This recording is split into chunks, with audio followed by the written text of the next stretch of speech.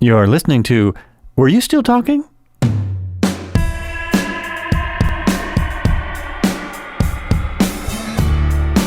Hey, welcome back. You are listening to Were You Still Talking?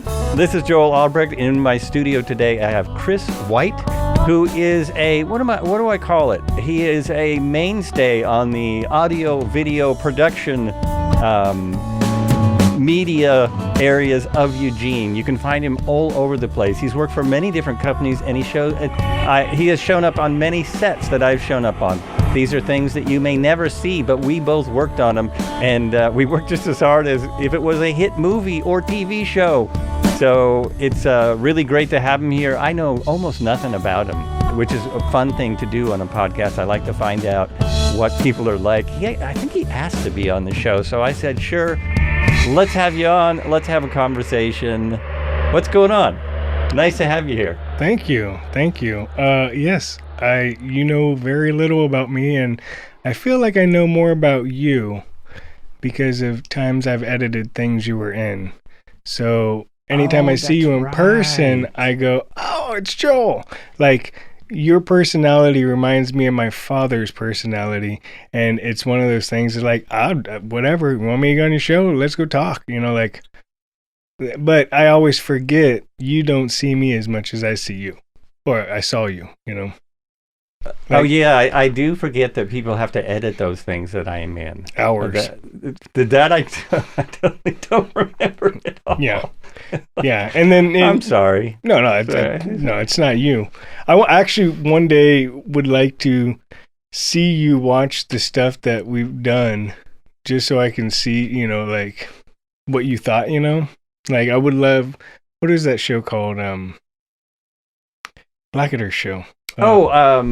Is it Out of Focus? Out of Focus. Out of Focus. Sorry. I cannot believe I came up with that because I usually forget. Honestly, I can see images and I can see bits and stuff like that. Mm-hmm. It's just been 2.5 years, I think, when I was editing them, and I was editing them on my time off from editing at the company I was at. Oh, wow. And so, I would get home after, I do 40 hours a week plus whatever editing and filming, and then I would be editing that, trying to piece it together. And I wasn't a part of the process of creating it. I wasn't there for filming it. I knew nothing. So I had to just immerse myself watching everything and going, okay, read the script, see what's the same, see what's different, see what I think is funny. But wow, that's it's funny, I was trying to remember if you had been on that shoot, because you're on so many shoots, especially with Nick. And the last episode was the VR shop, and I didn't edit that. Right. Yeah, I didn't edit that one. He gave it to me, but it wasn't finished. Yeah, he wanted to do a couple shots of me dancing with the headset on, doing ballet or something. And he still wants to do it, even though I feel like I don't look the same. Like, I'm a lot bigger now, and I was a lot younger, I guess. It's amazing how people don't notice. I just finally watched a Christmas movie that everyone's always talking about, and Love Actually. I just watched that. It was the second time, but I had forgotten I watched it before. And the kid ages it looks like a year or two between when they're at home and when they get to the airport to chase the girl at the end, Yeah.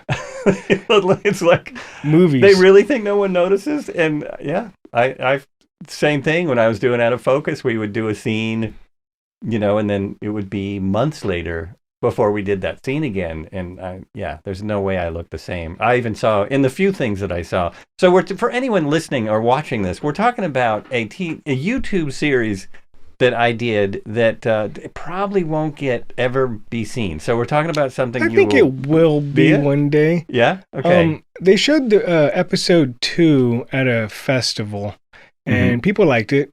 Sam edited that. I think it was episode 2. It was like the beekeepers, and like Blackadder had the bee outfit. And that one's really. I think that's like the 5th episode or something. Oh, is it? No, I thought the 5th was the VR one. The VR was the 5th one. Okay. We didn't finish that one. Right. That's because we need to do FX. We needed to do a lot more, and then things happened. I think so. There's a lot going on with me. Like that was the last week I had that VR shop. Right. So like we could never go back and film anything afterwards, you know, to recapture that. And he wanted a last shot of me doing ballet with the VR with Nick Pemble. Nick Pemble's in the toilet. He's playing VR in the bathroom. And me and him are doing a game together, I guess a dancing game. Oh, that's hilarious. Yeah, it was supposed to end it. But I haven't seen anything of it. You know, but I get reminded of the pictures, you know. Right. It was a fun day. Right. So I was looking at your website. First of all, what is the name you use for your website? pdnos? Yeah. It's like PTSD. It's a little thing. It means personality disorder, not other specified. Personality disorder, not other specified. Oh, interesting. Yeah, basically, I saw it one day and I was like, this is, you know, I got diagnosed that I think at one point. So I was like, you know, just live with it, you know, PDNOS, you know. PDNOS. Oh, wow. And like, it's like .com, but like .ninja. .ninja. Well, I don't want people to think it's a website, you know what I mean? Like, well, not a website. Like, I'm not trying to get people to buy stuff off of it. Right. It's just some place like, you know, I've worked with so many different people and everybody has their own stuff and most of it's on YouTube or Vimeo. And that thing will allow me to just take their YouTube link and put a link to their place. So if like me and you did a video and you put it on YouTube, I could take your YouTube, you know, link and put it in there. And with the click of my webpage, you'll go to your link. So I'm not gaining any views. I'm not gaining any likes. You're gaining all the views. You're gaining all the likes, you know. It's just something where I can go back and remind myself I'm doing stuff, you know. Yeah, it seems like you're doing a lot. Are you doing stuff now? Are you working for a company now or are you freelance? Right now I'm doing editing, and I just got done filming for a utilities company down in Roseburg. Okay. I got a couple more shoots in January and stuff that we're getting into. Voiceover work, I've been working with this company where I've been doing these Microsoft 365 tutorial videos for them. Oh, nice.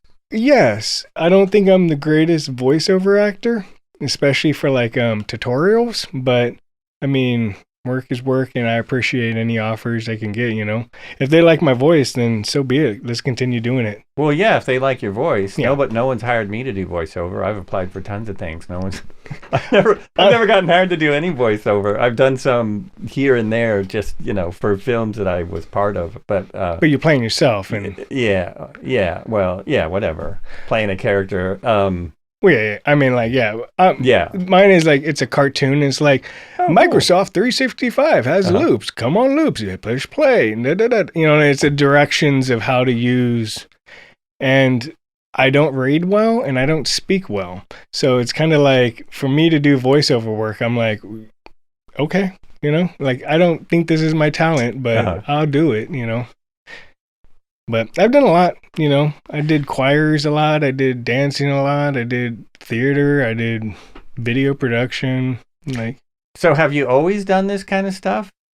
Because you have done a lot. You've done a lot of videos and a lot of. You've done everything. You've done camera work. You've done sound. Obviously, you've done editing. You've done acting. How long? When did you start doing all this stuff? When I was a kid, I had cameras, you know, and I had a little Ninja Turtle camera where you take little pictures. You know, I don't remember if you know that. Remember that film? It had like those two knobs and like the little bar above it. It wasn't like it wasn't film. It was like kids film, I guess. I don't know.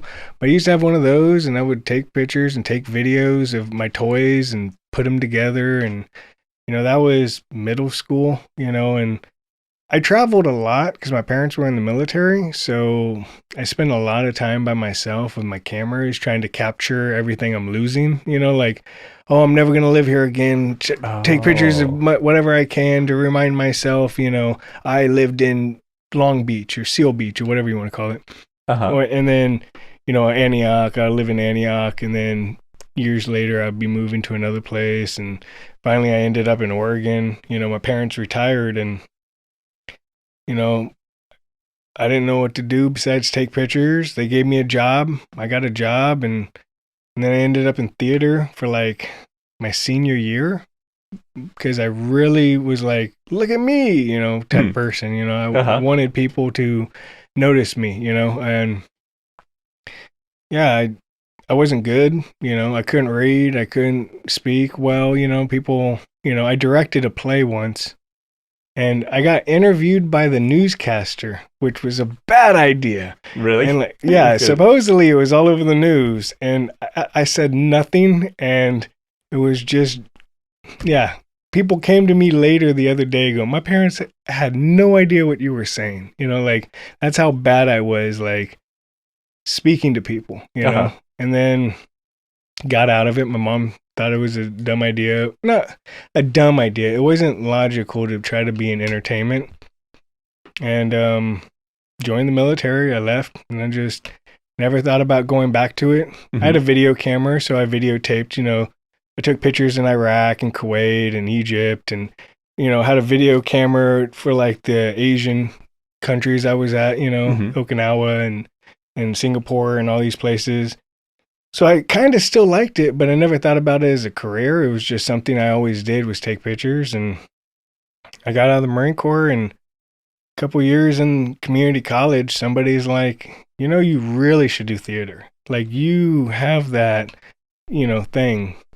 And I was like, nah, I can't memorize stuff. I can't read really well. I'm dyslexic, and it's not for me. They're like, well, you just do it. Meet this dude named Patrick Torelli. Take one of his classes and you'll be good. And then first day in his class, he looked at me and was like, we have auditions for roles for this U of O/Lane production called Three Penny Opera. I don't know if you've ever heard of that play. Yeah. Oh, I played a bum. And I was like, they're like, you don't have to have any words. And I was like, no words? You can improv, no words. And I was just 100% into it. And yeah, after that, they just kept on asking me to do things, and every single time I would take on more, and then I ended up stage managing and putting on shows and doing all that crap. And then I kind of thought, maybe we should make a production company, and kind of tried to do that stuff. But when you try to put on something big, it falls flat if it ain't stable, Right. Yeah. Right. I've tried that many times. Try to do many production companies, or projects. But it never takes, Yeah, that's hard. That's a lot of work. I've made a lot of short films, and as you know, because you've done stuff on a lot of them, and some of these really fast films are just they're kind of hard to be a part of because you don't have any time to prepare at all. But I loved working with Nick Blacketer, because he does what I guess some actors are always annoyed by, but he just reads you the line and then you read it back to him. And I've worked at several of them because I've never been good at memorizing stuff. And I had to memorize, I was in a 4-person play at the Very Little Theater where there was only 4 of us. So I'm literally a fourth of the play. Yeah. I really didn't think I could do it. And every time before I went on stage, I was running my lines. It's not like I ever stopped running lines until I was completely done with the play. But it's tough. Memorizing lines is hard for most people. Some people just can remember anything, but it's really hard. Anyway, it was so fun because you would show up and he would say, okay, you're this. And I would get the script and read through it. And then I would just kind of go, okay, I kind of got the idea. Because I knew every scene he was going to, for every cut, he would say, well, here's the line. And I would just say it back to the camera or wherever. See, that's so weird. Yeah. I can't do that. I have to rehearse, because even if you try to feed me lines, if they're lines that I don't say normally, I'm not going to say them correctly. It has to be a part of my verbiage. I think that's why I have to rehearse. Jessie, my partner, when we used to do theater, we would go on walks, and she would be the one that memorized the whole monologue the first couple times going through it. It would take me, each day would be a new sentence. Right. I do know. I get it. I totally. And then when I get confident on it, when putting the book down, then I'll do it where I think it's correct, and it'll be like 80% verbatim. And she will correct me. You're saying this, you should say this. And then I have to then tweak that 20%, to make it like 100% verbatim. But I have to play it so many different voices, so many different tones, I have to juggle the words. So by a week from now, they're my words, and I played with them so much. I've played with the cadences and it. But if you feed me a line and I don't say it regularly, it's not going to come out the way you want it. Oh, okay. I can always just feed lines back. But if I have time, I much prefer to rehearse. Yeah. If I can rehearse, that's great.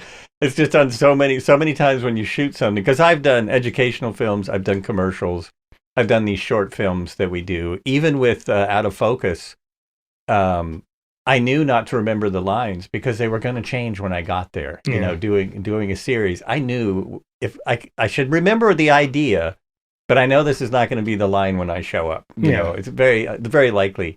So I'd kind of loosely remember it. If I have time, I love it, and I do the same thing. I actually do. I try and make it as bizarre as possible. I will try it every which ways you're never going to use. Obviously you're never going to say it that way. But I just do that to help. It helps get it in my head somehow. I'll say it like a cartoon character or something, or just all these weird ways. Yeah, you were doing it on that last shoot we were on, the 72. And you were saying that too. I could relate to that. I just can't pick it up as fast as you. I have to sleep. And then the next morning, all that stuff that I practiced that day, will come naturally. It feels natural, and but if you try to feed me a line, it wouldn't feel natural to me, and because it doesn't feel natural, it doesn't look natural. I remember we filmed The Silence. That was his first little big movie thing that he was getting. 1 million views now. Yeah, it still blows me away. Have you seen it? Yes, yeah, I saw it. Do you recognize me in it? I can't remember. I had a beard. I cannot. And long hair.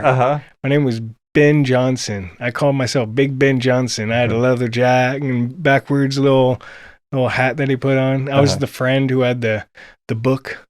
Read the book. Oh, right. Did you read the book? Yeah. No. That was such a good time. But even then, when he was trying to feed me lines that weren't whatever, it just wouldn't come out. I would have to live it. I think that's what theater kind of ingrained in me is the muscle movements is what helps me remember, right? The blocking. Right. And with some film, you don't really have much blocking, so I have to make my blocking without them knowing. Right. Even if it's small movements, even the 72 hour. If you've seen it, there's times where I take off my glasses before a certain line, rub my eyes and stuff. It's because I need to have those movements to remind myself, you're being seen. And you have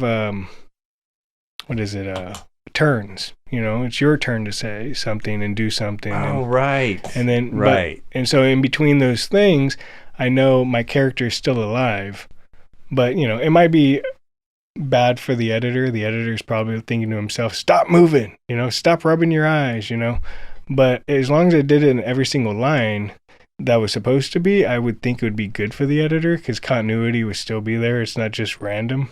I think if you're doing the same move every time, I don't edit much, so I don't know, but that should be good. That should be fine. And I don't know. You edited it Out of Focus. It seemed like that would have been a nightmare because I don't remember any take. Well, for one, it seems like we only did about 2 takes max. Sometimes. And I don't remember takes being the same at all.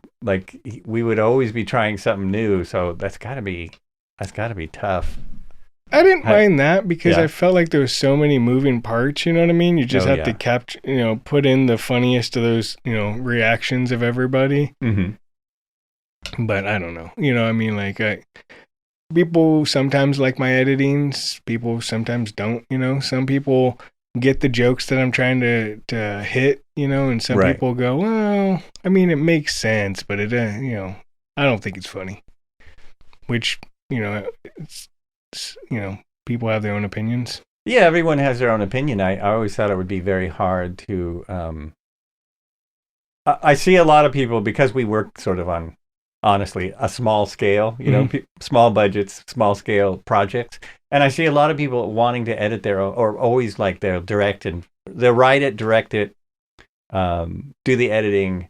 And I wonder if maybe it would be better if someone else edited it and then they, you know, fix what they didn't like, because sometimes it maybe seems like too much, especially, I mean, if there's a reason that movies are made by a team of people, because everyone's really good at what they do, right? And a lot of smaller films are made by one person, and that person has to be really, really good to do the whole thing. Yeah. And it's much, much harder. I mean, not everyone's Robert Rodriguez, you know? Yeah. Where they can, well, like Kevin Smith, where he's doing his rough cut of the day he shoots, you know? Right. Yeah. And he's like, in the day. Yeah. That same not day. Anymore. No, nowadays he still does. Because it's a lot easier with digital, you know? You could just download it to your home computer or whatever. Yeah. And if you like to edit like I do, it's not even a chore. Like it's like, you know, catching balls, you know, catching baseballs with your friend or whatever in the backyard. Like, you could do that for hours if you really like catching baseballs and stuff, and not even know that you threw a ball for hours. It's kind of like editing with me sometimes is like that. But I'm very picky. Like I like editing good stuff over polishing turds, you know? Yeah, I agree. I mean, I really don't like editing. It's one of the reasons I do this live, because editing drives. I had some jobs where I was doing audio editing, where I was taking out the ums, and all the little smacks and stuff. Yeah, everything like that through like a 2-hour recording. It would be like a conference basically. So someone is speaking at a conference, and they want every taken out through the entire. Now we can do it with AI. One good thing about AI, although stuff scares me, but you know, now we can set up AI to do that. I thought you could do it. Last time I edited a podcast, I thought that I could go in and tell the AI, okay, just take these out. It doesn't do that in my program. It just tells me where they are. Oh. I'm like, well, okay, but that still gives me an hour or two of editing. Yeah. So, at least you don't have to find them, I guess. At least you don't have to find them, and that's quicker. And probably there's a plugin that I could download that would just take them out. See, the good thing, though, is you should just go back to the day where people thought about what they said and don't say ums and smack their mouths, you know? It's really hard, I noticed, not to smack your mouth when you don't have a script. Yeah. You know, the ums is definitely I think it's an American thing more than anything. I think it just creeped into our vocabulary, where for some reason no one wants to take a pause. No one wants silence. No one wants silence in a conversation. See, I took a pause and you jumped right in. Just to say something. It's just natural. It's just like, no, we can't have a pause here. We're not meditating. We must talk. I think that's a lot of what ums are. And if you watch speakers that, like I just did if you watch people speak in this kind of conversation, that's what it is. Every time you think you have to fill that blank in with an which is, it's interesting. It's interesting. And sorry, listeners, I leave them in, but because I don't want to edit for hours, and I don't have anyone that I can pay to take them all out. So yeah, and I don't know if people notice, but you notice when they're not there. Like, it sounds way more intelligent, right? If someone's not doing that, it really. So in my I do videos for the flight simulator too. So I recently did one. They're only about 20 minutes, so it's easier. But I took almost all of them out. I don't talk through the whole video, but it's one of the few times, and I know it's noticeable. Like, you know, people don't know what it is, but you'll sound smarter, like you were saying. Yeah, I did that for corporate videos too, because you know, they don't know what they're saying. You ask them a question, and it's so funny because every time we did videos, we always have to set people up with the same things. I'm going to ask you a question, give it a second to breathe. And then when you respond with that question that I asked with you in the beginning. So if I say, what is your favorite color? Don't just say, red's my favorite color, blah, blah, blah, blah, blah. Like, it's going to be hard for me to edit and transition that into anything. So you would say, my favorite color is red. Da, da, da. And then it leads on to the conversation. A lot of people still mess that up. Like, they're so nervous. They don't know what they're going to say. Most of them don't even want to be in front of a camera. And, you have to do it anyways. It's your job. Right. Yeah. That's the thing is I love entertainment. And I used to teach, I taught at the high school. I taught at the college at times. Mm-hmm. I was always in the theater. I was in the theater for like 9 years, like it seemed, about 9 years. Wow. Yeah. Once I tried to do a TV show, I kind of dropped all the theater stuff. Like I tried to bring some people with me as a cast. Mm-hmm. But when you're not doing theater stuff and you're doing video production stuff, kind of leave the theater, like, and I've gone back, but I have abandonment issues or whatever, where I'm like, oh, they forgot about me. You know what I mean? Like, I think we all have that. Yeah. I think people who act, yeah, people who want to be in front of a camera. I mean, I do that stream, the flight simulator stream 3 times a week. And that really, it's not acting in any way. Okay, it's a little bit of acting. But you put in a mask on, yeah. Yeah, I'm putting a mask on. It's not all me. I don't sit there and talk about, the politicians I hate or anything. That'd be good, though. But it fulfills that need. So it's like, I don't feel like I have to be out there searching for jobs, for acting jobs. I call them jobs, but they're really, most of our jobs are free jobs. So I haven't felt like I need to do, theater in a long time, because for a couple of years before COVID, I was getting stuff like every other month. Just people would call me. I wasn't looking for anything. They would just call me. Do you want to do this? Do you want to do that? Like out of focus. Yeah. And so that was everything. And it's hard for me. It's hard to go back to theater because it's so much more work for so much. Like you work really hard. You have 2 weekends, maybe 2.5 weekends that you're doing it, and then that's it. And that's they hard. Destroy it the next day after the last show. And yes. Yeah. You know how many times I was like, let's just film this. I mean, we can film. You memorized it. You have the costumes. You have the sets. But it's a business, and that thing got to get tear down for the next show to go up. And so when I filmed A Lesson Before Dying. Did you ever watch that? The VLT? A Lesson Before Dying. No. It was about maybe a year ago. Yeah, I remember the ads for it. Yeah, my friend was one of the leads, and he's a guy who I introduced to the VLT. I was working on a show. I think it was a Language Archive, I believe it was. I don't know if you're... It was a while ago. And he moved in with me, and I was like, I need a lights guy, and he's like, oh yeah, whatever, dude. What do you want me to do? I just need you to push this button at these times, and then so he got into it. But he's a good actor, he's a good entertainer, and so he got roles, and then he got stuff. So he's always been called on by the VLT sometimes because he's really good. He can cry on command, that's how good of an actor he is. Wow. Yeah, which is, I can cry once or twice in rehearsal, but once I cry that once or twice, never again. Like, my body won't allow me to feel that emotion, without it looking fake. But so he got me back into it, and I started doing some behind the stage work again, because I don't need to be the actor, I don't need to be the director, as long as I'm helping. But I got to film it, and I got to do some ads for it, and I was like, this is the idea I've had, why don't we film this stuff? And I know you can't sell it, and I know you can't do that, but at least for the actors, let the actors see themselves act, Right. And a couple of the productions I was at VLT, I did some shows on the smaller stage. Now, what's it called? The Stage Left? Stage Left, yeah. Stage Left. I did a couple of plays there, and I know they filmed them, but they didn't even show me.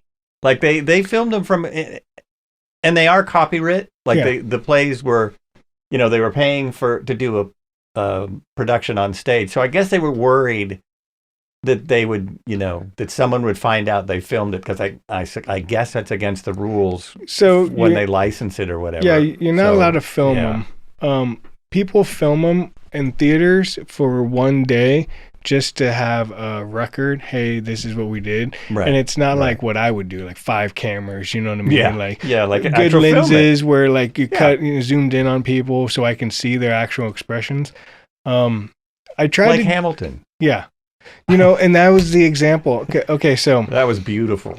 To see that done. Oh that my way. God, that was was amazing. I saw it here too. Really? Yeah, I did too. Yeah, the first time I saw it, it was during COVID. That's why they filmed it. It was so I saw it when it first came out, and amazing. Yeah, I honestly I would love to try out for one of those parts, but at the same time that's a lot of work, Like, and I do that sometimes. Do you ever just memorize monologues just to see if you can still... that's something I keep thinking I'm going to do. I have a monologue I want to memorize, and I thought of even memorizing it and, putting it to video, but I haven't got there yet. And every time I try, I'm like, oh my God, this is really hard. And it's not a very long monologue. It's the one from Jaws. Oh, really? Where he's talking about the boat that goes down. And they're all in the water, and the black guys, Oh, yeah. No, I get it. Amazing monologue. But I haven't got, monologues are really hard for me. Yeah. And it's gotten worse. My memory is just not what it used to be. I think that's why I do it, is because I know I have a bad memory, and I know unless I did a monologue not too long ago just because I knew I did this monologue years ago. And I'm like, I did it years ago and it was good. Can I do it again? I know I don't have any of it memorized anymore. And I know it was like 6 pages, but like I enjoyed that monologue and I want to film it at least. And so like I spent a month while I was doing, editing and filming on locations to other places. So like, you got the plane rides or the car rides and all that stuff, hotels you're in by yourself and you're like, you know what, I'm just going to memorize some stuff to occupy my time. I was really excited by it, but then it made me sad because it's like, I'm never going to show anybody this, like I'm doing it, but the good thing about being on stage is you have that audience, you can feel them paying attention to you. You can feel that energy. I don't know if it's funny, you can hear the laughs. If it's serious, you can hear the quiet. People just holding on every word you say. You can't see them because the lights are blinding you, but you can feel them. Well, I can't see them because they're not there.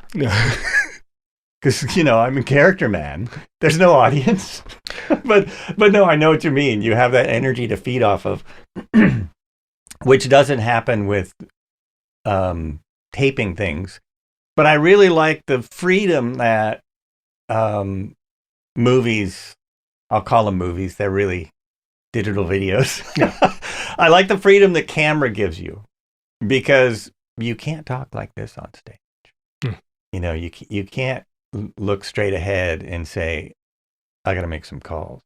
Because no one will hear you. There'll be... No one will, and I love that freedom that you can use more of a range with camera and then it's kind of the opposite thing with stage. You don't have to listen to a director. My directors didn't watch the live shows, which blew me away. On the Very Little Theater stuff, they would not even show up. Really, and I wasn't used to that. I started doing plays in junior high, and the director would give notes after the performance. They would come in and they'd say, that was great, but, Doug, you should be doing this. And Joel, get that damn line memorized and whatever, But at Very Little Theater, they left. And I guess they depended on other people in the audience to tell them how it went.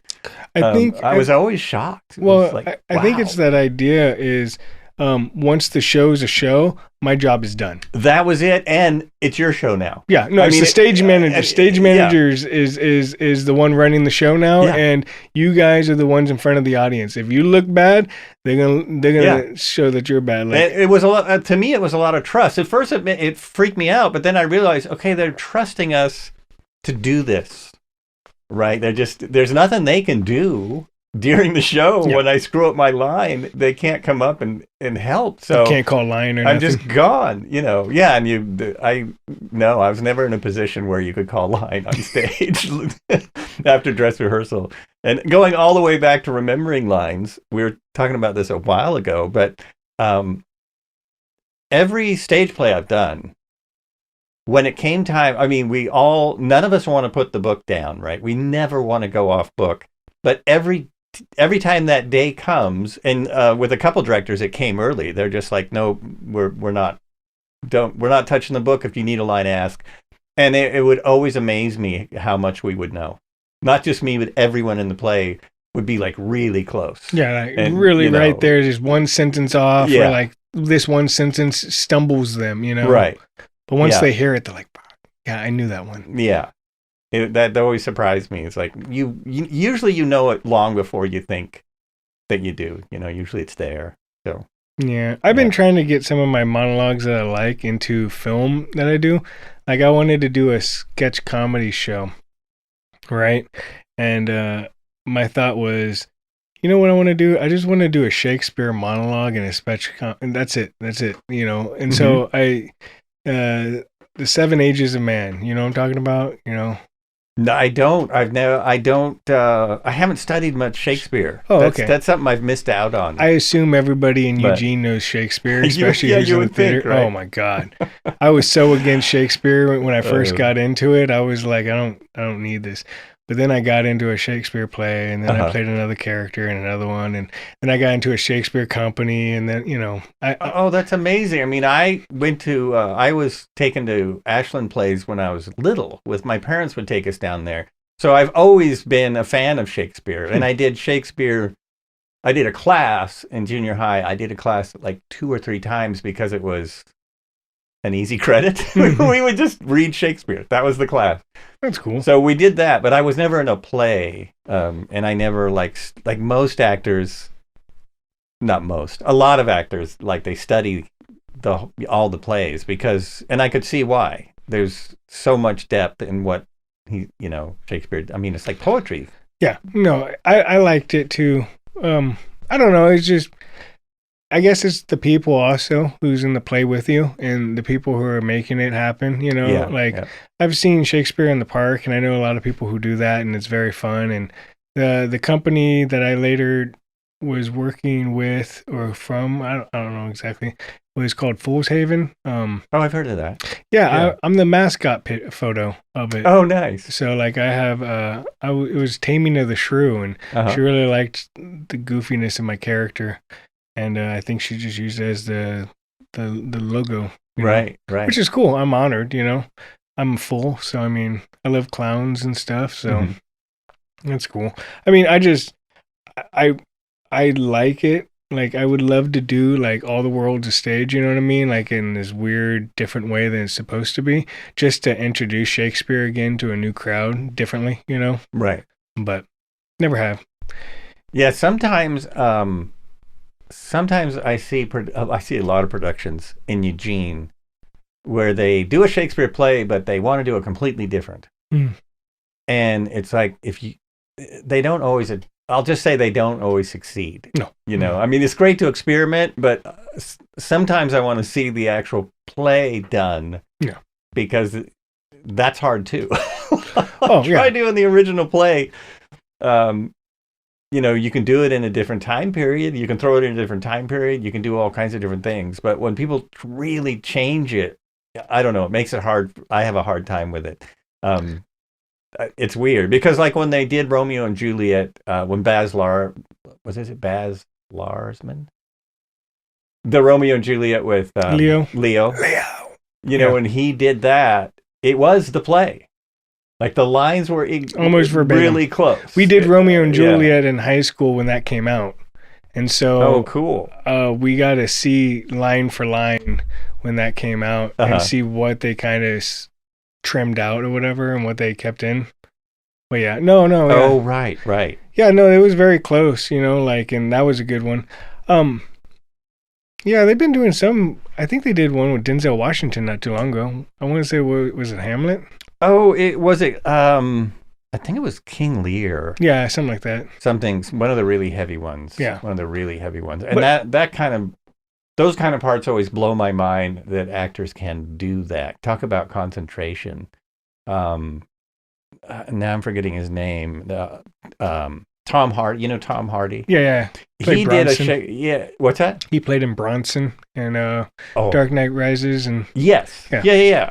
He did one of the classic Shakespeare's as a movie. Now I don't remember which one, but he said he read it 1,000 times to study for it. So, he really wanted to know before he even shot one frame of film. He read the play 1,000 times to know what he was doing. That's what I would have to do. When I was with it's so intense. When I was with people in the Shakespeare, some people memorized everybody's line. Like I would have people in the back, saying the lines of everybody's on stage, every single part and every single character, and I'm just like I barely know my lines. Like I just want to make sure I have the right line when I start. And then once I start the right line, it should flow perfectly. But if I can't remember the first 2 lines, then my brain just locks up. And usually it unlocks when I hear the line before my line. And then I'm like, oh yeah, it's this. And then I get back into it. But memorizing everybody else's lines and Shakespeare, I can't do that. That seems impossible to me, because I have actually tried to make a point of not memorizing lines so that I can react to them.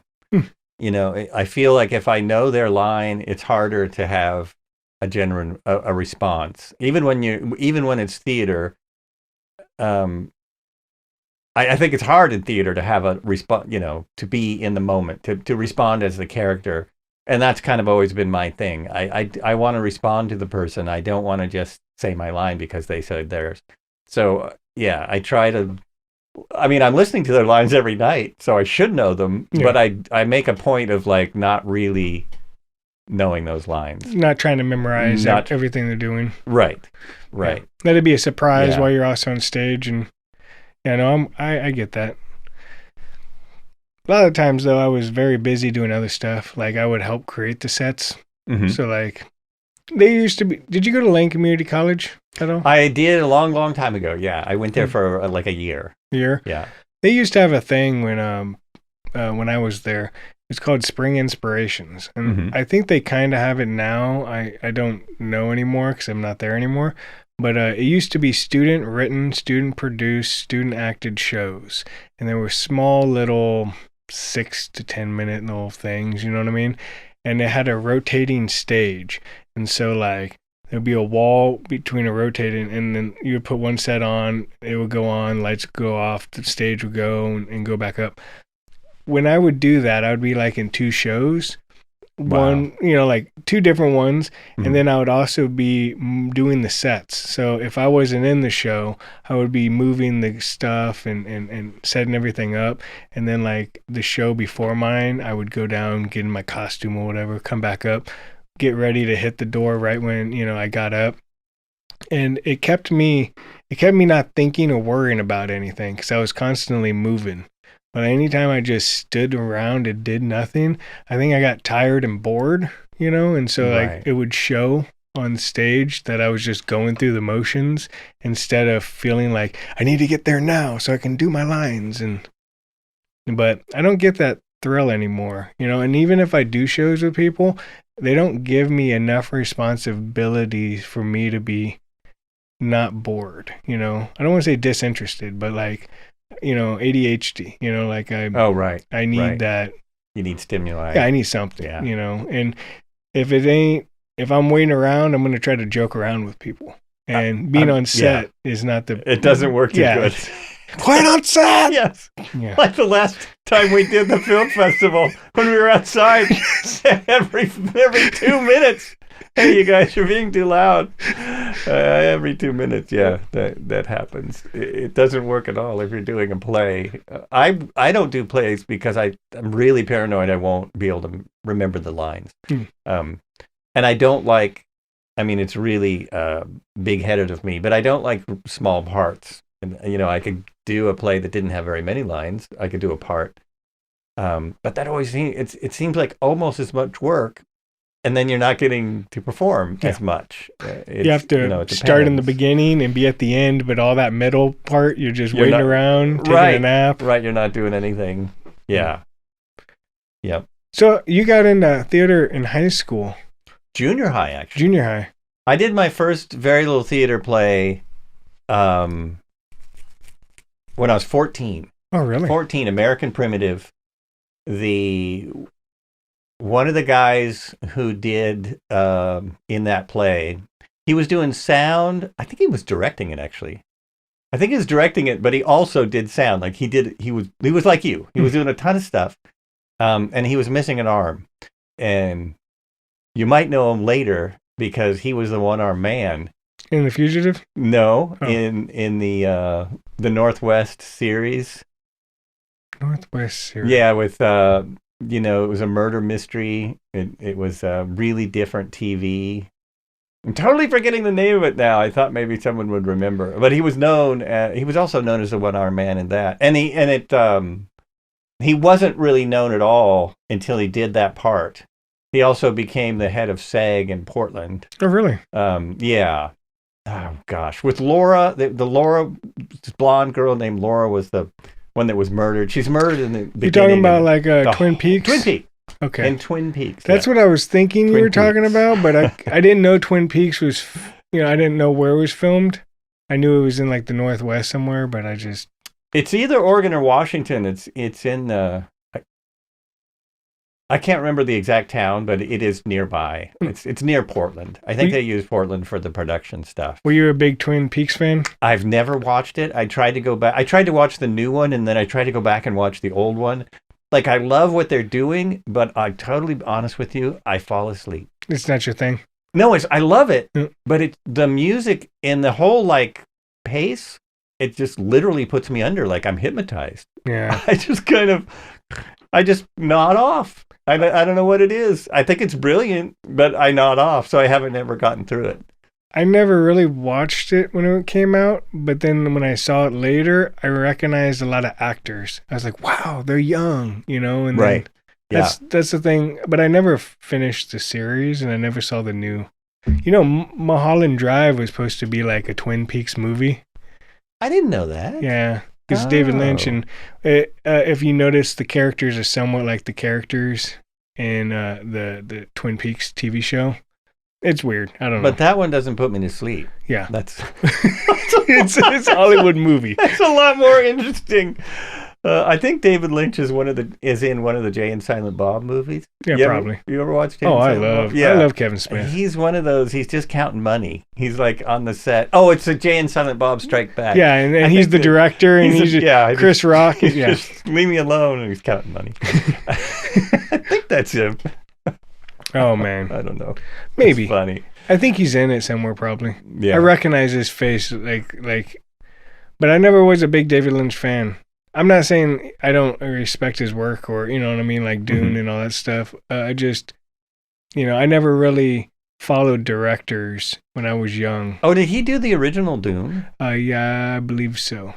Because I'll go on record right now as saying this, and I'm not the first person. That's one of the worst movies ever made. I read the book. Yeah, I read the book before I saw the movie, thank God. Because I felt like if I hadn't read the book, I would have no idea who's talking in this scene. Like, who's saying that? And what are they doing? And what is... Like, I feel like I wouldn't have had any knowledge of what was going on. And I'm really glad that they're fixing that now. It was a studio thing, and David Lynch and fighting, and there's another people who were going to direct it. And right. I have read some stuff about it. It was what they call a clusterfuck, I believe. Yeah, that's what they call it. Yeah. Which is too bad because it's such good material, It's like, wow. I remember images of it. I remember Sting was good. He was pretty good. The new Dune's coming out. I know. I'm really excited about that. And the last Dune, I was so shocked because I wanted to go back and read the book again, but it's bigger than I am, and so I haven't done it. But aren't they in the middle of the first book when they ended the first? That's movie? what I thought. But I don't read, so okay. I've never read Dune. You've never read, okay. Like, I don't even remember Dune, the movie, that much. I remember certain images of it, and I think if I played it again, I would start recollecting some of the stuff. But Right. it was, I think, wasn't that in like the early '80s when that came out? Yeah, it was a long time ago. I was a wee lad. I was very high school or just out of high school.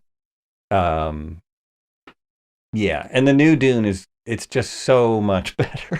Well, I mean, it's written better. It's it's the film is incredible. The look is amazing. Yeah. They're really in the desert. They might have been for the old one too. I don't know.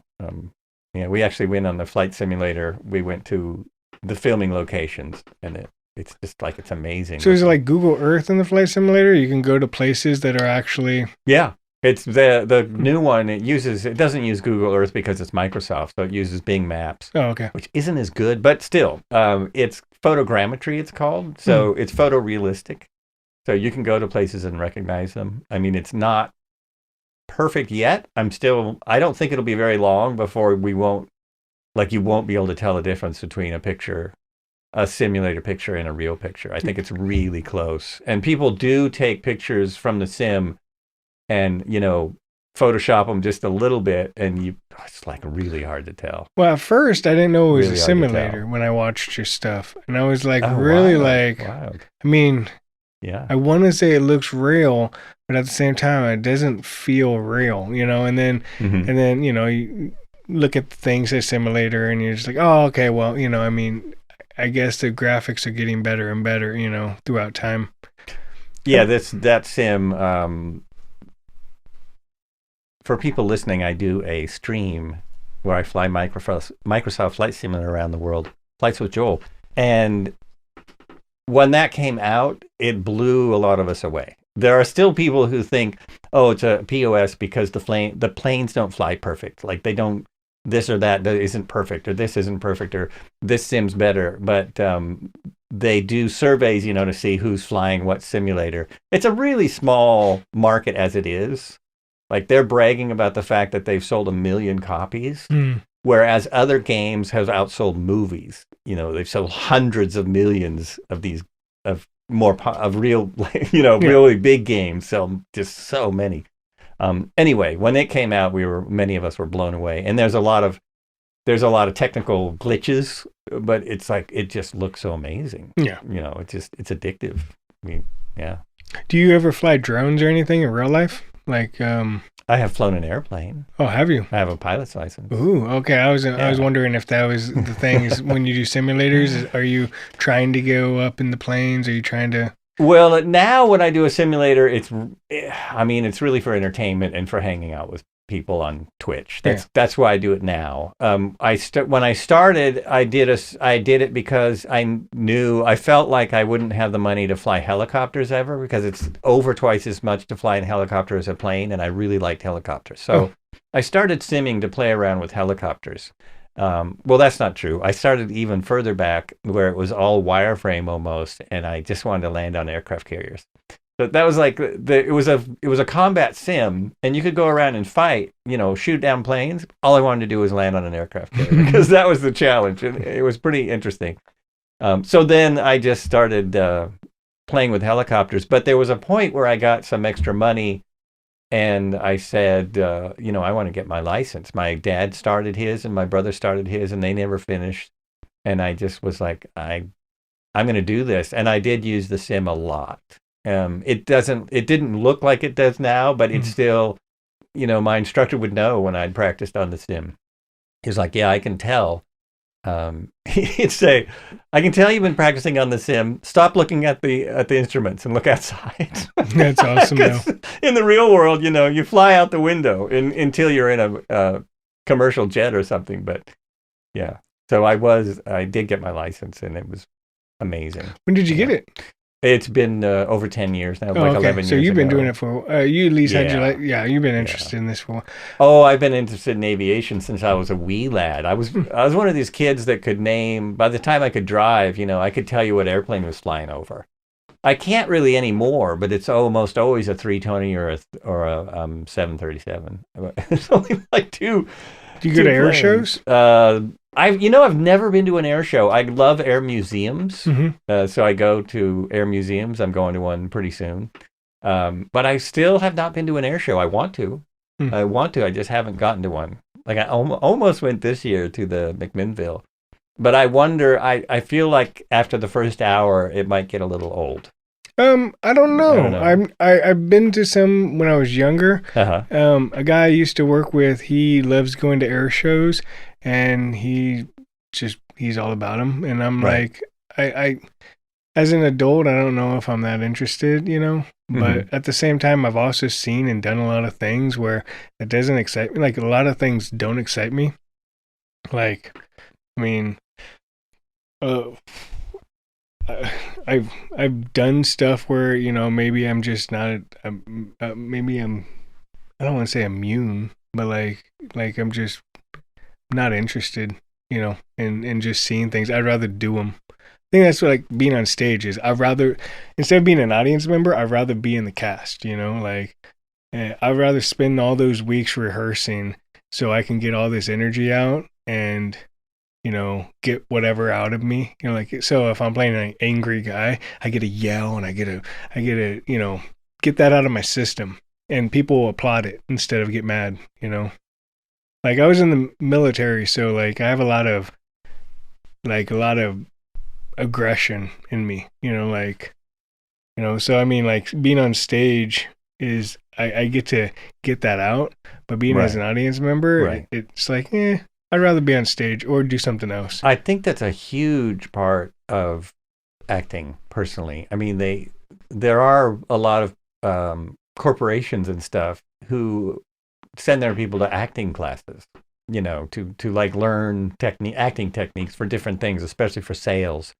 But also, if you watch a lot of actors who have become extremely famous, almost all of them have stories that are nightmarish. They didn't necessarily have a good upbringing, or they've gone through a lot of trauma in their life.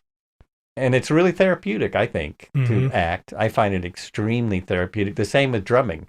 I mean, I wanted to be an actor in junior high. Then I took up being a musician, and I did that for 30 years. And then about 15 years ago, I got back into acting because I lived in LA for a while. Oh, really? Like, yeah. And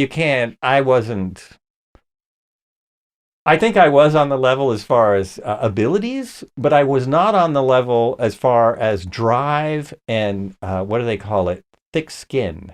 I mean, you have to be able to, you have to be able to really push through stuff and really want this like worse than anybody, or get lucky. Yeah. I mean, honestly, a lot of people, and finally I see a few people saying this, how they're really lucky because oftentimes it's just being in, yes, I'm an actor, and they meet a director and they get cast in something because they were in the right place. But not that they don't work hard. Yeah. But that was in LA. It was like, if you walk into an audition, it could be a whole bunch of major stars at this audition. And you're just some guy off the street. It's just like the competitiveness. That's what I'm trying to say. I just wasn't competitive enough to do acting in Los Angeles. It's a business. It's a weird business there. Unless you're in it and you hook up with the right people. I mean, there's some great people. I met people that are actors and do different things and work in Hollywood. I've met a lot of them, and some of them are great.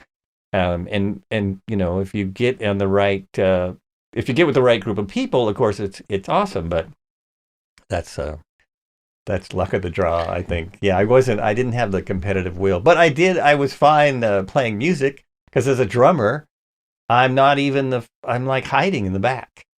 So you're heard but not seen. You're heard, you're seen, but no one pays any attention to you. It's definitely a myth that drummers get all the women, because they do not. Maybe if you're in a Whitesnake or something. And 30 years. Yeah, I played drums for over 30 years. I did at least 25 years. I played for average an 8-hour day. I mean, not 8 hours, an hour a day. Oh, okay. For years and years and years. Because some days I would do 5 hours, and only like one day a week would I not play. But I played a lot and enjoyed the heck out of it, but also had some tough I mean, every time a band would dissolve, and bands always dissolve, Yeah. it would be heartbreaking every time. And the last time it happened, it was just like, oh no, I don't think so. It's I how just I am kind with of movies. put them away. Yeah, yeah, it's the same. It's just kind of the same. Unless, and that's why I think maybe that's why people are always looking for their next project right away, right? They're like, I don't think, yeah, I don't know. This is how I see it. Like I didn't really grow up in the civilian world. I don't feel, hmm my yeah, parents were in the military. My step parents were in the military. My brother's parents in the military. I hated the military. It was just, you know, I it wasn't like what you saw on television. You don't have a home. You know what I mean? You don't have a right, hometown. You don't have yeah, your family, your cousins with you. You don't have, all these people that are a part of the upbringing of your parents in my life because hmm my parents decided to join something that moves them around the world, the right, United States at right, least, but when you join the military, you're probably going to go around the world. And I hated that. And I always wanted to stay, have a hometown, hmm and I tried to make it before, like make, like a family, a little home around wherever, even in Eugene, like the film people or even the theater people, they have their own cliques and I want to be a part of it, but I feel like I'm too late to the party to be like really close to people.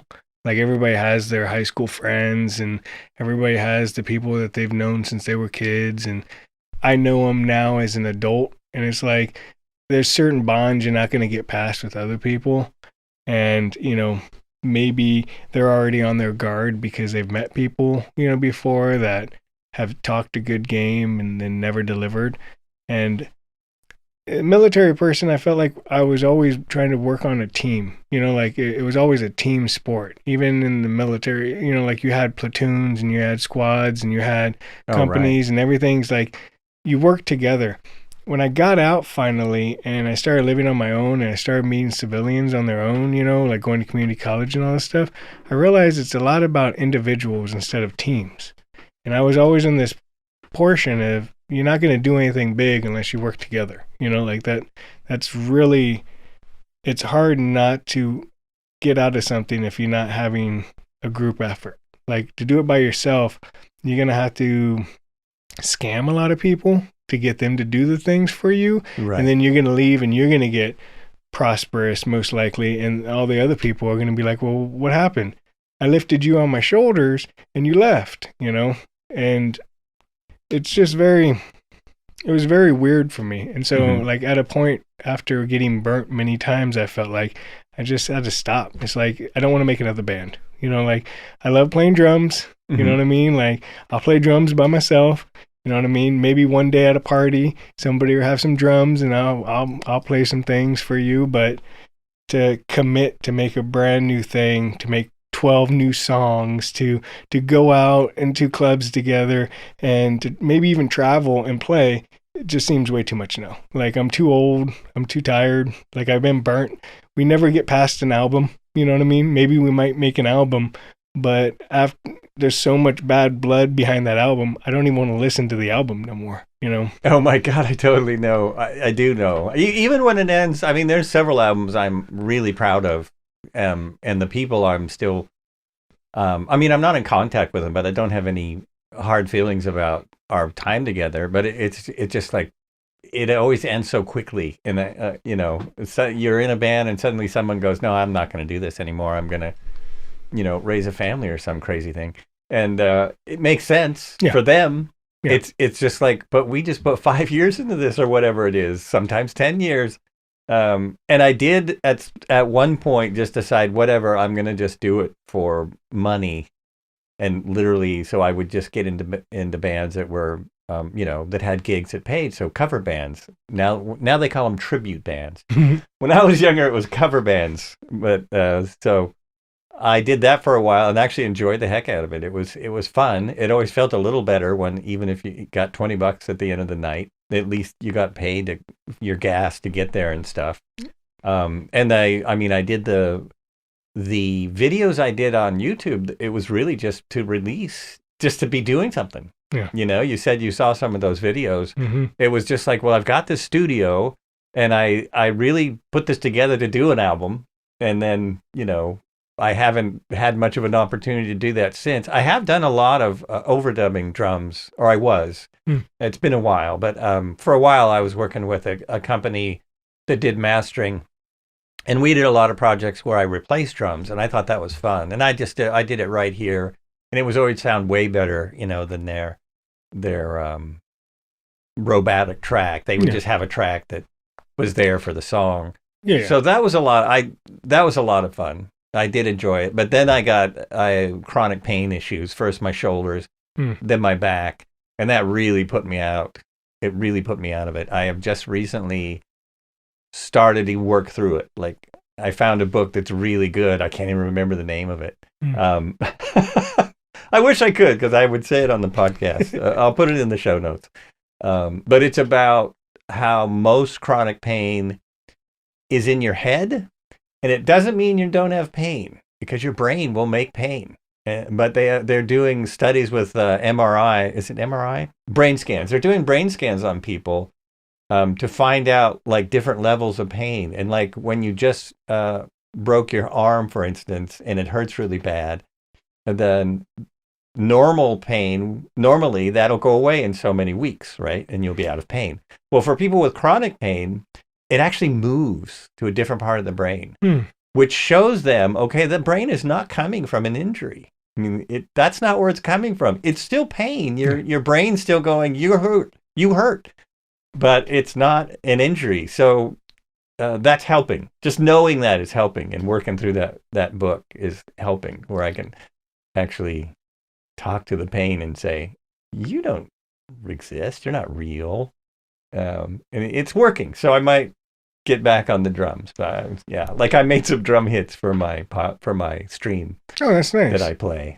That's fun. I had two things. One was about the drums. Is like, have you ever thought about making loops and selling those? I have thought of, I vaguely, I mean, I've actually other people have asked me that. There's a lot of those out there. So I feel like without being a famous drummer, it's pretty hard, because, you know, like Aerosmith's drummer made a loop CD. It's like, well, that's what people want. They're going to want that, you know, and it's, I guess. I don't know. So, I play with samples a lot. Well, I used to. You know, I did sound editing before I did video editing, and I would take people's loops and drums and rearrange them and stack them or whatever. So, like, say you had a snare that you liked, and I wanted a little bit of extra, you know, maybe a cymbal or something behind it. I'll layer it over, you know what I mean, and add that extra sound. But I just found that was, especially with making music, real drums is like valuable. Like the fake, you know, like 808s and all the stuff that I get to play with. It just it sounds too robotic-y. It doesn't sound like it's a person playing. It sounds like it's a machine playing. And like I can notice that, and I feel like if I can notice it, then there's a problem. You know, like you shouldn't be listening to that. You should just be feeling and grooving with it. But if you can go, this kind of sounds too robotic, kind of get you out of the whole music, and the whole song is kind of pointless, because now you're just deconstructing the song instead of just listening to the song. Well, of course, I agree with that. Being a drummer, I like every time. And there was a big shift. You know, there in the 80s and 90s, there was a lot of drum machines used, and people are still doing this, which annoys me. They align the drums. You're probably familiar with this, being a sound engineer. The live drum tracks we hear now, especially for like pop artists, they will be aligned, so they're perfectly in time. Like if a tom is slightly off, it's not acceptable anymore for some reason. I don't quite get it, because you just are making it less human. But you know, I come from the 60s and 70s, and you listen to a lot of the, especially Zeppelin albums, where they don't keep the tempo. They're obviously not playing to a click track, because it speeds up and slows down. You know, it changes. There's one Stevie Ray Vaughan tune where it's really obvious. There's one part of the song. Dun, dun, dun, dun, dun, dun, dun, dun, dun, dun, dun. I mean, it just like really picks up, and so what? It's Stevie Ray Vaughan. I think No one cares. when you have individuals actually playing the music together, you guys can feel each other. It's that energy like on stage, I can feel the audience or whatever. So you guys feel if your intensity is going more or down or whatever. And so you guys can adjust during that moment. And, you may know it's a little off and you guys change a little bit, but the audience members who are listening to it, they're just going with the wave. They're feeling the vibe. But nowadays is if you have everything perfectly computered, you know what I mean? Like timed out how it is, and one thing's off, and it's just more noticeable because you're not working together. You're playing to something that's mathematically perfect. Right. And then you have to put those little anomalies, like the little skips or whatever into it to make it sound like it's not perfect. Yeah, it's weird. It is weird. And there are exceptions. There are producers like Peter Gabriel, who's a genius at doing that. I mean, he'll take 10 years to do an album, and he'll have like 5 different drummers play on a track, and then he will pick which parts he likes. Mm-hmm. And so a track might have several different drummers on it. It still sounds like drums, you can't tell. You have no idea. But I can't remember which one it was. There's one famous track where it's like the hi-hat is Stuart Copeland and other parts are, there's like 3 different drummers playing the part. But anyway. And each one's mic'd differently, so you can just grab this hi-hat. Right. So they're all, right. Everything's very isolated, so he can get what he wants out of it. Yeah. It's wild.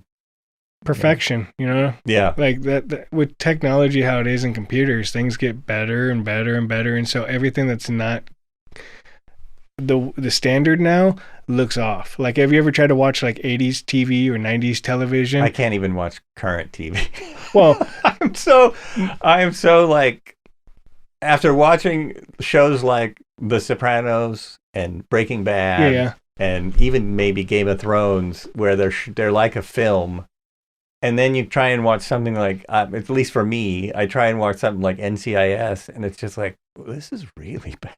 Yeah. What are they doing? Yeah. I had to edit one of those for a class. They gave you NCIS footage. Oh, wow. And 2 different takes. Uh-huh. And they judge you on your editing and if you choose the right takes for the stuff.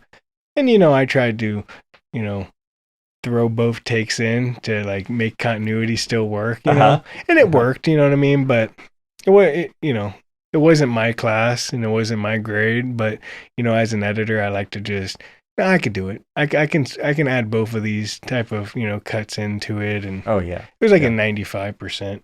I got on the edit or whatever, but just looking at their footage too, you're just like, oh God, I wish I wasn't polished. I wish I was editing something like Mad Max Fury Road, where it's like, it just looks beautiful. Like you have like the shots and the movements and it's planned out and everything's storyboarded. So you're not guessing.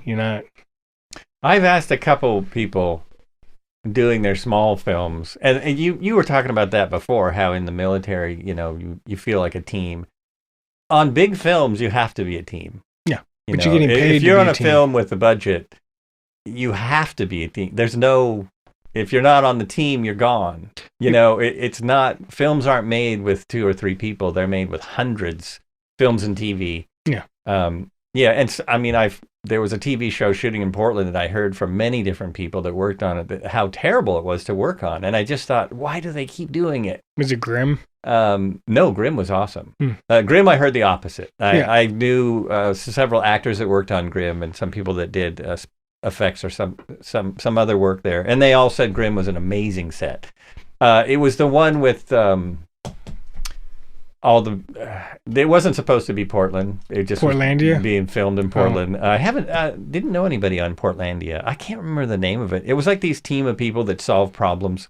It was, you would know if I remembered the freaking name, you would know who it was. Anyway, it just always amazes me when people who, treat people badly get to keep working. It's annoying. It's business though. Yeah. Most people who own businesses aren't really nice to people.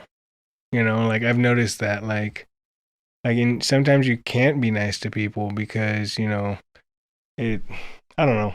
Like I felt like of all the business people I've worked with, if I would have ever done anything that most of these people do to succeed, people would hate me. And but at the same time, it's like, I don't want people to hate me. Mm-hmm. I want people to work with me and I want them to like me.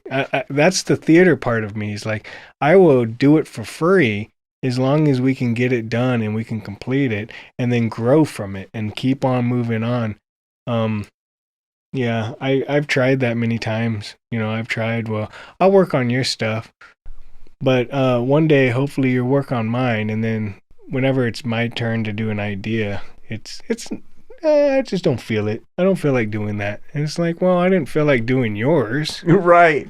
You know what I mean? Right. Like, it's not like you gave me much. And, from what I get out of it, people liked what I did in it. You know what I mean? Like, but I don't know. I don't know what's up with people. It's really confusing. Like, I've written mini scripts. I used to even do a stage writing class, and we used to do that, spring inspirations where we would write stuff and like, so it's not like I've never done it before, and it's not like I haven't done lights and sound and all. It's like I have an idea and a picture, and people believe me, but yet when I ask them to do stuff, they're like, I don't feel it. It's like, why? If I think it would be a good idea and you trust me, why can't we do it? Like, I've done a lot of dumb things for you. Like, I have a hard time just asking people to do stuff. Yeah, me too. I mean, sometimes I might be working on a thing now. I don't know if it's happening or not, but we shot some stuff and we're supposed to shoot more. Who knows if it'll happen? But the director was saying, do you know anyone that wants to work on this? I know a lot of people that work in this stuff, but do they want to work for you for free? Yeah, and I can't ask them that. I don't know. It's really hard when you have a family and you have a house and you have, all this stuff that you have to do for your everyday to be like, hey, can you just stop what you're doing? And I thought it was possible because the theater people do it. You know what I mean? That's true, because they're really... And they do it 20 times more times than any film people I've ever seen do anything. And it's like, well, I know there's a community of people who will do stuff just to get it done and just to get it off their chest.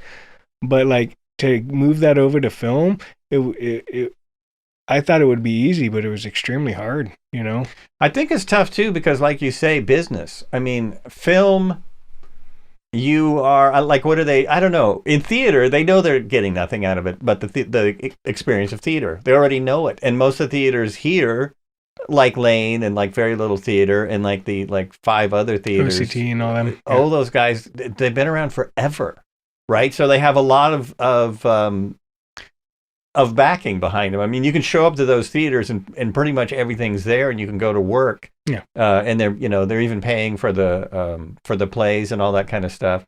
But when you're doing these projects like we do, people just want you to show up and do work that's way harder. It's much harder to do film, especially the work that the behind the scenes stuff is a lot more intense, I'll say, than I think, than theater is, in just a lot of different ways. And so it's hard to do that and say, okay, we're all going to do this for a month, right? We're all going to show up here for a month every night at 6 to 9. I don't know how you get people to do that. I mean, to me, that would work better if we could do that. And that showed up with several projects we've started that then just fizzle out. I have done a couple of features, and I'm amazed at the people who finish them. I'm not going to say what they are. I don't care about people watching them, but I'm always amazed that people get that done. It just blows my mind. You know what I want to do? Speaking of like not watching your own stuff, is I've always wanted to sit down with people and like put out the stuff that they've done and kind of like Mystery Science Theater 3000 it, where you just kind of just rip it apart. You know, I mean, like you're making fun of yourself, right? And at the end of the day, like, you have the right to just be like, why is my character doing this? Or whatever, like just have fun with it, right? Like my gallery, like I don't see it very often, but like I showed it to friend of the family who came up from California last week, and she knows really nothing about me. I haven't seen her since I was like beginning high school. You know what I mean? And she came up to visit my mom. They were Navy friends, and I showed her my gallery, and I was like, "Oh yeah, and you just see all these different videos, just like, God, how many things have you done?" There's a lot there. It's like that's not even all of them. That's just like the podcasts and the Twitch and the gameplay. That's just fun things that we've done, and. If you're really interested, you click that and you see all the rest of them on its own YouTube. Like when I owned the multiverse, when I owned the VR shop, like we had to try to advertise for it. You know what I mean? Right. And so I'm an editor, so I'm like, hey, let's just film us playing and let's edit this stuff and try to put interest in these games and show people that it's fun and it's not hard. And then, I mean, what else am I going to do? I'm going to sit in the building waiting for customers. I'm going to try to find customers, make interest. People want to play VR, but at the same time, do they want to come here and play VR, and is it worth coming here to play VR? So we're like, well, let's just do videos, and, I don't think anybody's going to ever watch them again. Right. But we had nothing to do, it helped my editing skills. Oh yeah. It helped us being in front of a camera, you know what I mean? And mic'd up and then we also got to have fun and play games, That's what the Twitch is all about. I mean, except for, some people are trying to make a living at it, but that's why I do it, just because it's a lot of fun and you build a community and stuff. And if you guys could have gone on there and probably done really well. It's a different experience, but you could have just gone on for an hour every morning and we did it late at night after everything was closed. Oh, okay. Because I didn't, and I filmed it. Well, there's a lot of times where, because I always thought it was better to see the person play while you saw the gameplay. So I had to kind of just do it without open hours. So it was like a lot of them were like midnight to like 1 a.m. We do Twitch now with a friend who I've been doing film stuff forever, you know what I mean? So every Saturday on Twitch we do something on his channel, and it's not top 10 gaming. So we play just games that aren't popular, and right now, like, we utilize that. I'm not really trying to, I want it to be big, because that's just me in general. Right. But I haven't really contributed much to make it big. Like I'm not designing anything. This is kind of his thing. And usually I just show up and play games with him. And you don't even see my screen. You know what I mean? Like it's just us talking and bullshitting around while you watch his screenplay. And, hopefully I run in front of his camera a couple times so you can see me. So right. Yeah. Right. Yeah, I call him the cameraman, but like, I don't know, like I like those. I think I've filmed so much and done so much that I'm just, I want to do something, but I know how much work it is, especially doing it by yourself. Like I'm designing cartoons for it right now with him. Oh, wow. Yeah. Yeah. So I got the Adobe package. So I also have Character Animator. So they have puppets that you can make, drawings. And so we decided, because he's doing the Microsoft 365 videos with the same program. Oh, yeah. Okay. And so we were like, well, why don't we make this for our streaming channel, And so I designed some puppets and he's animating the puppets and we're doing like a coffee break, like a little cartoon so we can go get coffee without having the stream stop, you know what I mean? I am so lucky. I have a guy, I always fly with a group of people. So one of them, who's a moderator on my stream, kind of takes over the camera while I go on breaks. And he does some amazing, and they've just started sometimes they do an air show while I'm on break. They'll fly formations and smoke and do all that, low passes.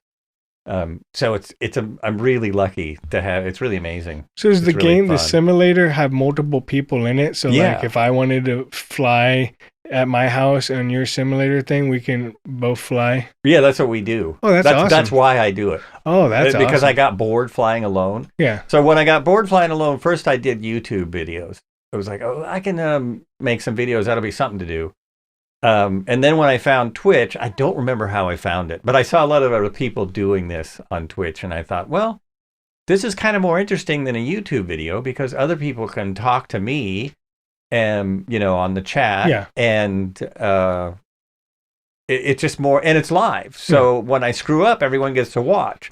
And so that now it's been, I've been doing it almost 3 years, and now there's about 20 people that usually fly along, and it's different people.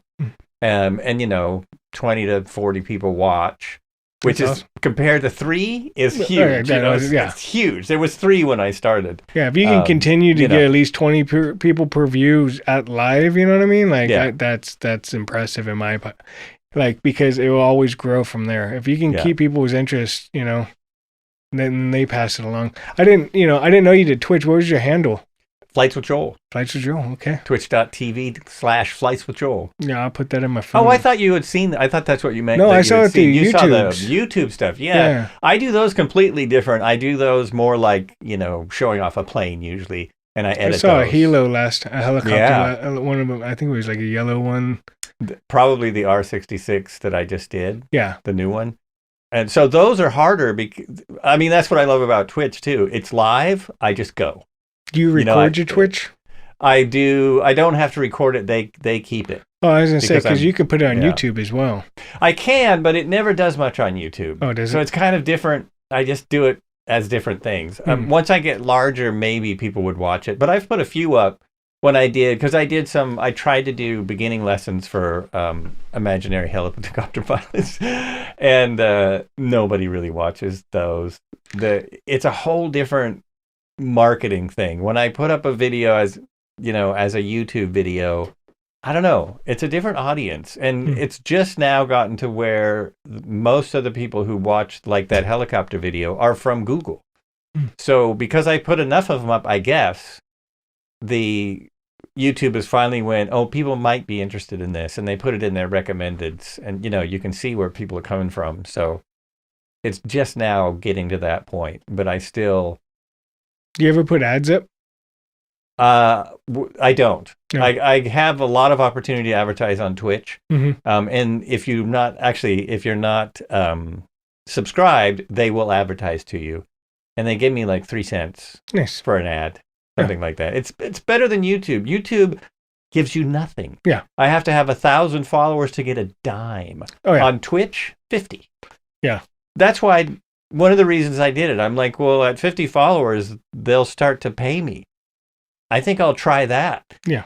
So I do get, it doesn't pay for the stream because I spend so much money on different things for the stream. But at least it's something to say, oh, but people are interested, people are watching, this is great. And people have bought me stuff and given me, people are just starting to, developers to give me aircraft and stuff.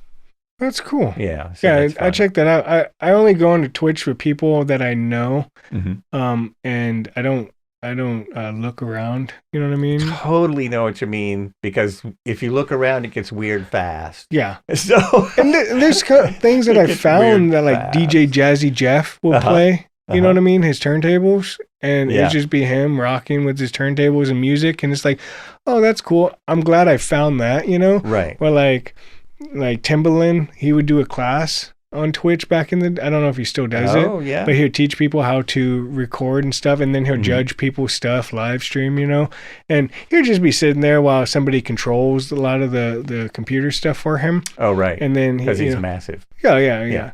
And but like, so I've found people like that, but usually it's like, hi, I'm a girl in a bikini playing video games. Want to watch me? In a hot tub. Yeah, I'm just like, no. That's a slippery slope. No. I know a lot of people who do what I do. I've watched a lot of them, and they help me grow. They help me stay, introduce people to my channel. And I got to meet them last year in Houston at a flight simulator conference. So that was just amazing. Like all these people that I'm kind of fans of all got together, and it was like we knew each other, which was weird. We'd never met, and everyone looks different because they're not, you see this much of them like what we got here. That's how much they see on Twitch. Yeah. And so suddenly I'm seeing the whole people, and one of them's like 6'5". You're looking up at Holy crap! Yeah, it was interesting, but it was really fun. So Well, that that's part's awesome. cool too. Yeah, it's a whole community that just kind of blew my mind. So That's the good thing Yeah. about the internet, but also the bad thing, you know? yep, yeah, exactly. I mean, It's good and bad, and I totally get why people don't do social media, but I find a lot of people I find out a lot of things on social media. You know, I get most of my acting stuff has come from Facebook. Some either telling about an audition or people contacting me through there or whatever. You know, when I go to sites that are supposed to give you jobs, I never get anything. It just like you have to give them their nothing. information, and sometimes you have to Yeah. pay some. Yeah. Yeah. That's why I wanted to make And a production company in Eugene. Mm-hmm. It's like, how many people do you know just want to act? How many people do you Right. know that just want to play music? Yeah. How many people do you know that want to just write? And it's like, hey, if I can pay, at first it was like, I didn't think about paying. I thought if we built something, we could pay, make money together. Mhm. But now I'm in the idea of like, no, you have to pay people. Like, and then there was a point where I was saving up to pay people, you know what I mean? And Mm-hmm. that didn't end up having a kid and stuff like that. you Oh, know? right. And, And it's difficult because it doesn't make sense to pay people unless you might get paid. Yeah. And so you have to be thinking of marketing and stuff, which, I don't really do a lot of marketing. So my channel could grow way quicker if I did more. yeah. But it's like I spend my days off, figuring out what I'm going to do the next day and telling people about that. So it's kind of a lot of work. It's a lot of work. And same with YouTube. I would have to, on my YouTube channel, you'll notice it's just my name. But if I wanted it to really grow, I would turn it into my, a Flights with Joel channel, and I would promote it, promote the heck out of it. But it just doesn't, I don't know. It doesn't. Are you scared to be enough. popular? No, it's more about the, probably fear of success is part of it. Well, because once you noticed, everybody notices you, the good and bad. You know what I mean? Like, I do know what you mean because I live stream on Twitch. yeah, oh yeah. So You just sometimes you're putting yourself. people will show up and you're putting yourself out there, and, Yeah. and it's just like, oh my God, what am I doing? Why am I talking to this guy?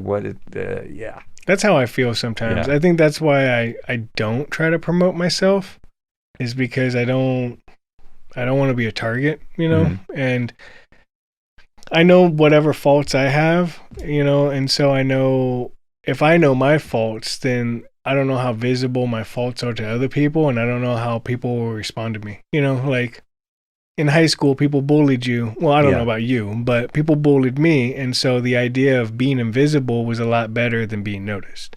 Being invisible, I won't get bullied as much. Right. Being noticed, Right. I'm more of a target for the people who want to look better, by picking on me, and so I thought of that, I was in the Marine Corps, and I was very, look at me, I'm behind everything, look at this explosion behind it, and videotaping stuff all the time. I had this one Marine just like, would you just stop? Why do you always, when a camera's out or a video camera's out, you always act a fool. And my thought was, when you look at this 10 years from now, you're going to see me do this weird thing in your video camera, and it's going to make you laugh. Right. That's my thought, Right. His thought is, you're ruining my shot. You're ruining the thing that's about to happen by doing something stupid. And then I thought to myself, well, maybe I should stop trying to be the center, not the center of attention, but like, paid attention. Like, if people want to pay attention to me, they will, and stop trying to force myself, I guess, in front of people. And then I have this trouble with the podcast because I would like to grow it. I'd like it to be bigger, and I would like I have this fantasy of getting celebrities on the podcast. And now that I've seen someone in Eugene who has a lot of celebrities in their documentaries, it's like, well, this is possible, but he told me what he does to get a celebrity on. And it's like really hard. And then there's all these obligations, like I think I saw the interview. If someone has so you saw that piece. He's talking about he would ask all this people and ask them over and over. He'd have a list of 90 people to get one or two. Yeah. Yeah, I saw that. It's incredible. I was really impressed. And I just thought, that's awesome. Do I really want to do that? And then there's that other side of it that, if it grows so much that a lot of people are watching and I'm just here, talking out of my sphincter all the time, then someone's going to take offense and, want to take a baseball bat to my mailbox or something. Even though I don't have a mailbox, but well, it's already gone. That's what already happened. But no, I get it. It's tough. I mean, this is fun to do. It would be more fun if I could grow it to the point where I could pay other people to do to do the work. Because there is a lot of work setting up and editing and all these things. Well, see, the thing is that's good for you at least is you're documenting all these people. You know what I mean? And maybe one day. Or maybe today I'm not a nobody, you know what I mean? But maybe 2 years from now, I'm like, I'm Aladdin. I'm the the jewel, that's out of the sand or whatever you want to call it, And then you're like, hey, look, I got an interview from this dude 2 years ago. I have. I didn't need to find famous people. I just need these people to be seen. You know what I mean? And one day they're going to be famous probably. And I have an interview about them where they're talking about how insecure they are in front of stage, or whatever, whatever conversation we have, Yeah, that's true. But there's a point to that. There are people that are probably going to go far that I've interviewed already. And there's other people that are like, if they ever finish that project they were talking about. Yeah, it's so hard. I could promote that podcast a little bit. It is. It's tough. It's tough. And that's actually kind of a good place to segue into the ending because it just is. We've been talking a while, which is cool. It only seems like 20 minutes. Cool. I know. It's been a little longer than 20. Wow. About 2 hours. Really? It's just, somewhere in there. But it's been awesome talking to you. Well, thank you. I'm really glad I had you on the show. I always say maybe we'll be back, do it again if I keep going. I'm trying to keep going. I enjoy the hell out of it. You should. Yeah. I mean, enjoy the hell out of it. Like I was telling, I have a CPR business that I work with, and I was telling them like, hey, the only way your business will ever fail is if you stop doing your business. You may not be pulling out the numbers you want right now, but if you stop, you will never pull those numbers. If you do it, one day something might happen, the planets align, and somebody sees this one thing, and then it starts opening up the floodgates to viewers or customers or whatever the hell it is, But yeah, people, I get solicitations sometimes, probably fake, where people want to, because they see whatever it is, either the Twitch or the YouTube channel or something, and they want to send me customers. And I was like, but I don't need customers because that's not what this is. Yeah. I don't know. It's always interesting. It's always interesting.